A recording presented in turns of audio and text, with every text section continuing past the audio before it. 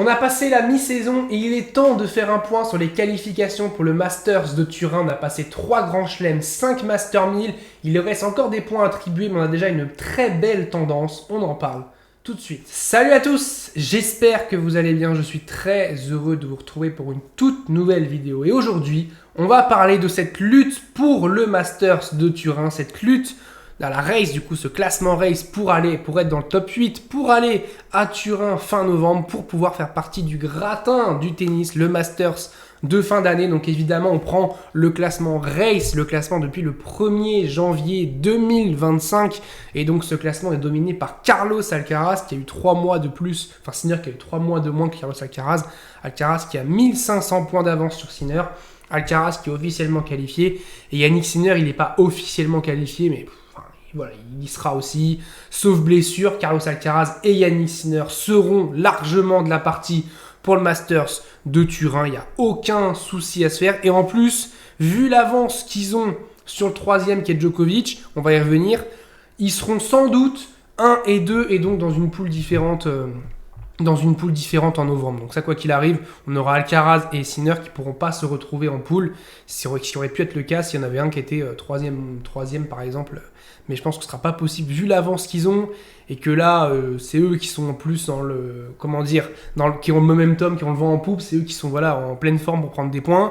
Justement, on va revenir sur après, parce qu'après c'est un peu le bordel. L'année dernière, pour faire un petit point, l'année dernière, la qualif elle s'est jouée à 3745 parce qu'Alex de Minaur était 9e, mais Novak Djokovic avait déclaré forfait, donc du coup, si on prend les 8 premiers, c'était 3760. Donc à 3760, à 3800, 3900, 4000 points, tu te dis que normalement, c'est bon, t'es qualifié. Novak Djokovic, on a l'impression qu'il a quasiment pas joué de l'année, et ben il est quand même à 3380. Et oui, Novak Djokovic, à 38 ans, est 3e mondial en 2025. 3e à la race en 2025, c'est complètement dingue par rapport à tous ces joueurs en dessous qui ont joué beaucoup plus que Novak Djokovic.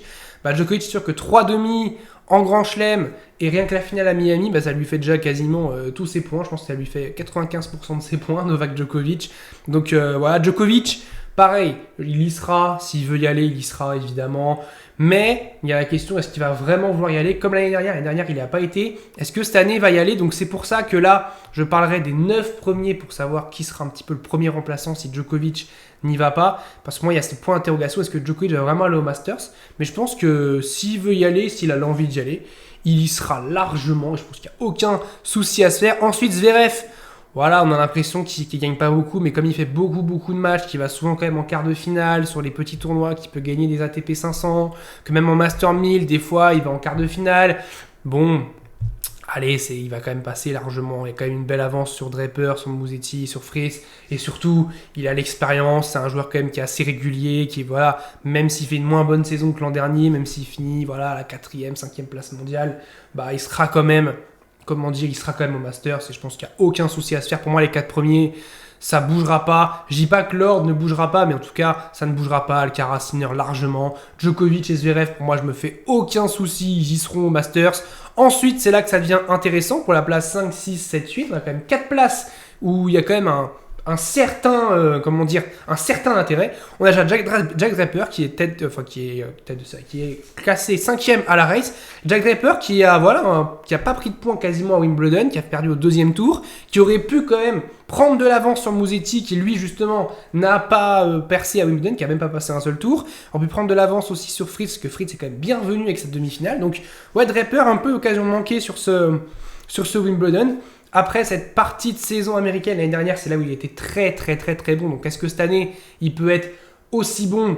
C'est la bonne question. C'est quand même compliqué de refaire aussi bien que ce qu'il a fait. Il a quand même fait demi-finale à l'US Open. Mais bon, il en est tout à fait capable. Mais Draper, franchement, si Draper là, avec l'avance, il a quand même une petite avance, mine de rien, sur Casper Ruud qui est 9e, il a eu près de 800, il a plus de 800 points d'avance, ça dépend de ce que fait Casper Ruud à Gstaad.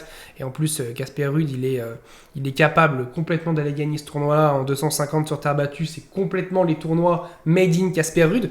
Donc, à voir ce que fait Casper Ruud. Mais s'il a au mieux 2325 points, donc Jack Draper a quand même plus de 600 points d'avance sur Casper Ruud, plus de 600 points d'avance quand même, ça fait beaucoup, ça fait une demi-finale en Grand Chelem, ça fait une finale en Master 1000, donc c'est quand même quelque chose qu'il faut aller atteindre pour Casper Ruud. Et sur dur, Casper Ruud, Donc ça, c'est un peu plus compliqué. Alors, il a fait une très bonne saison 2022 sur dur, mais ensuite, ça c'est un petit peu plus compliqué. Et Casper Ruud, c'est beaucoup plus un joueur de terre battue.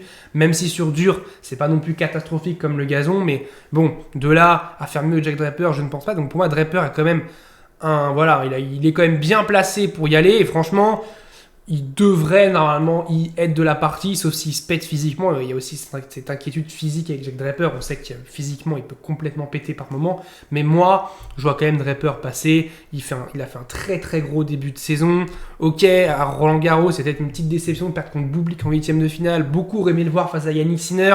Là, à Wimbledon, c'est une immense déception. Et surtout pour lui, chez lui, perdre contre Marin Cilic. Le revenant Marin Cilic au deuxième tour, je pense que ça lui a fait très très mal au crâne. Mais là, il a eu le temps aussi un petit peu de se reposer, de reprendre un peu d'énergie. Il sera de la partie pour la tournée nord-américaine et ça peut faire très mal pour Jack Draper. Je pense qu'il peut être très très bon dans cette partie nord-américaine. Ensuite, on a Lorenzo Musetti qui a fait une saison sur terre battue prodigieuse, franchement. Finale à Monte-Carlo, demi-finale à Madrid, demi-finale à Rome, demi-finale à Roland-Garros. Il a pris, je pense, largement 3/4 de ses points sur les tournois que je viens de citer. Sauf qu'à Wimbledon, là où il a fait demi-finale l'an dernier, il prend pas de points, enfin il prend juste 10 points, donc c'est rien du tout. Cette année, pour ça qu'il a 2610, mais voilà, c'est rien du tout. Après, si ça joue à 10 points, on dirait que c'est beaucoup, mais premier tour, défaite à Wimbledon, petite déception pour Musetti qui était attendu. Voilà, il était un peu blessé après Roland Garros, donc est-ce qu'il était encore un petit peu blessé? Il n'a pas fait non plus le Queens, où l'an dernier il a quand même fait finale, il a quand même pris beaucoup de points l'an dernier sur gazon. Là, il a quasiment pas pris, il a pris que 10 points, alors que l'année dernière il avait pris pratiquement 1000, donc c'est quand même un immense grand écart entre les deux. Et puis Musetti, je trouve que le dur, c'est sa pire surface. Pour moi, j'ai l'impression que sur dur, Musetti, il a un peu plus de mal. Et quand je vois les joueurs de derrière, je me demande si Musetti n'est pas le moins bon joueur sur dur de tout le top 10, avec peut-être Casper Ruud, il était meilleur que Casper Ruud, mais dans tout le top 10, je me demande si c'est pas Lorenzo Musetti qui est le moins fort sur dur. Et je pense que oui, parce que évidemment, Alcaraz, Sinner, quelles que soient les surfaces, ils sont meilleurs. Djokovic, oui. Zverev, sur dur, pour moi, est meilleur que Musetti. Jack Draper, pour moi, est meilleur que Musetti sur dur. Taylor Fritz, sur dur. En plus, là, il y aura beaucoup de tournois aux États-Unis. Fritz, il aime bien jouer aux États-Unis. C'est là où il a remporté son premier Master 1000. C'est là où il a fait finale à l'US Open. Donc, ouais, franchement, Fritz va être très très bon, je pense, cette période sur dur. En plus, il est bienvenu là avec Wimbledon, avec la saison sur gazon. Donc, pour moi, il est meilleur que Musetti sur dur. Ben Shelton, on sait, dur américain, showman. Il aime bien aussi ces ambiances-là. Donc, oui, Ben Shelton, pour moi, est meilleur sur dur que Lorenzo Musetti. Casper Ruud, oui, là, j'ai peut-être un doute. De Minaur est un joueur très régulier. Et je pense que, ouais, sur dur, il peut être meilleur que Lorenzo Musetti. Puis même si on regarde derrière, les Tommy Paul, les Mensik, le Rune. Quand même, Musetti, il a quand même. Il peut perdre beaucoup quand même parce qu'il n'a pas non plus une énorme avance. Il a allé à peu près 400 points d'avance, 500 points d'avance, ça dépend de ce que va faire Casper Ruud à Gstaad. Mais il peut perdre beaucoup Lorenzo Musetti, il va falloir qu'il soit très très fort, très costaud, sans faire forcément demi-finale à chaque fois. Mais s'il arrive à faire 8ème, quart de finale sur les Master 1000 américains, s'il fait 8ème ou quart de finale à l'US Open, il peut déjà amortir le choc, l'onde de choc de ce qui peut se passer dans le classement derrière.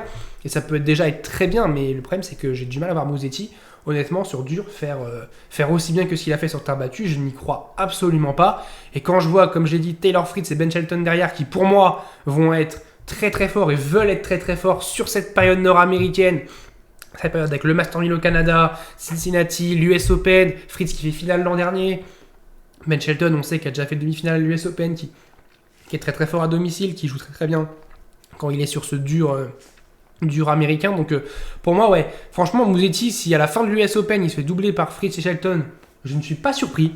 Je ne suis pas surpris du tout que Fritz se retrouve 6ème, voire même devant Draper, 5ème après l'US Open, et que Ben Shelton monte à la 7ème place devant Lorenzo Musetti. Si on a ce classement-là, je ne serais pas du tout surpris. Donc pour moi, Fritz ira au Masters parce que je pense qu'il va dépasser Musetti, se donner un peu de marge après l'US Open, même s'il fait pas aussi bien que l'an dernier, même s'il fait juste quart de finale, mais il va être régulier, je pense, cette période-là. Et la régularité, souvent, elle est quand même très très importante pour aller au Masters. Il faut être très bon sur toute la saison 2025. Donc oui, ça va être important que la Fritz se mette à être régulier parce qu'il n'a pas du tout été bon sur le début de saison. Il a été excellent sur gazon, où il prend 2 titres et une demi-finale à Wimbledon. Et là, s'il arrive à être régulier, je pense que ça passera largement pour Fritz. Ben Shelton, lui, justement, parlant de régularité, c'est pas trop un joueur régulier. Mais je pense que là, comme j'ai dit, Cincinnati, il va être à domicile, il va vouloir faire le feu.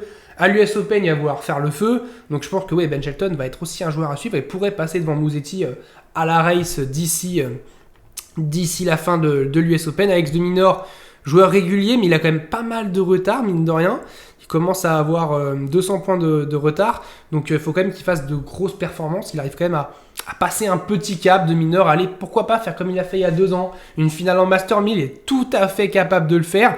Donc de Minaur, franchement, il peut aller chercher un petit demi en Master 1000, petite finale pour essayer de se donner de l'air et aller chercher le classement au-dessus. Ensuite, on a des joueurs comme Tommy Paul qui est forfait pour Washington, qui a perdu au 2e tour de Wimbledon, qui a été forfait au Queens, qui avait, je trouve, un gros coup à jouer dans la période sur gazon, parce que c'est un très bon joueur de gazon. Je pense que c'est un joueur quand même qui est très polyvalent. Ça aussi, c'est important pour se qualifier, c'est d'être polyvalent, même si là, il faut être très bon sur dur maintenant, parce qu'il va rester que du dur et du dur indoor. Mais ouais, Tommy Paul est un joueur pour moi qui pouvait jouer gros cette année et qui a un peu de mal, je trouve, sur la saison, qui a été régulier en début de saison.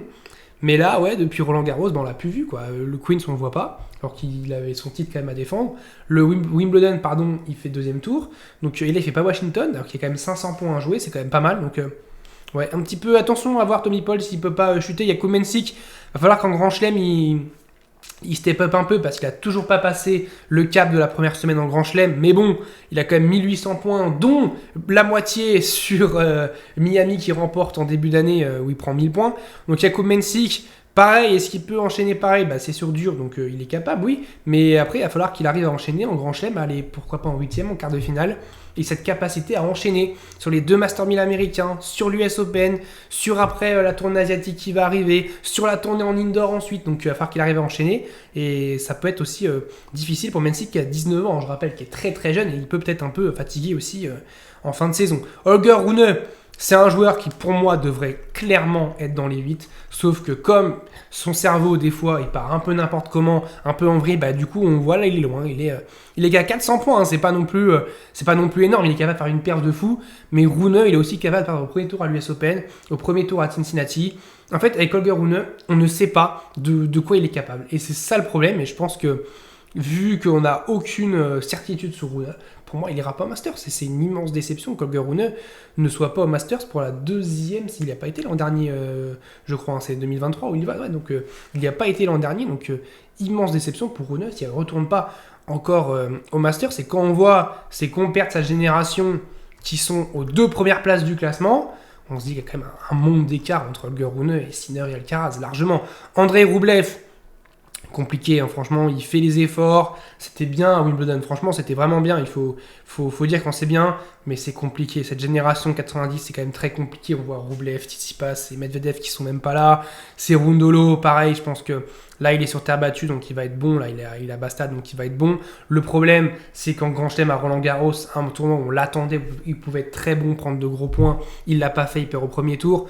Donc ouais, même s'il est capable d'être bon sur dur, mine de rien, c'est Rundolo, c'est pas juste un joueur de terre battue, mais j'ai du mal à le voir. En fait, il faudrait là vraiment, faut percer un tableau pour se retrouver dans le top 10 à la race et espérer après aller au Masters. Donc ça me paraît très compliqué. Félix Auger-Aliassime, trop irrégulier, pareil. Fokina, pour moi c'est pareil. Medvedev, en fait, tu te dis, si jamais il est très bon cette saison nord-américaine, c'est sa période, c'est la période que Medvedev préfère, c'est la période où il a gagné son premier grand chelem, son seul grand chelem, c'est la période où il a toujours été très bon normalement, donc c'est là où il va prendre le plus de points. Mais est-ce qu'il a essayé de cette motivation? C'est maintenant qu'il faut faire le retard, parce que là, il faut être très bon, faut être très très bon sur les 2 Master 1000 à l'US Open, sinon il n'ira pas au Masters. Ce serait terrible de ne pas voir Medvedev au Masters. Ensuite, derrière, je pense que ça paraît compliqué. Koboli qui a fait un super Wimbledon, qui part quand même de très très loin. Là, je vois pas. Malheureusement, Arthur Fils qui est 25e à la race, qui a fait un bon début de saison et qui malheureusement se blesse à Roland Garros, peut pas faire Wimbledon, peut pas faire la saison sur gazon, alors qu'il devait faire aller aussi.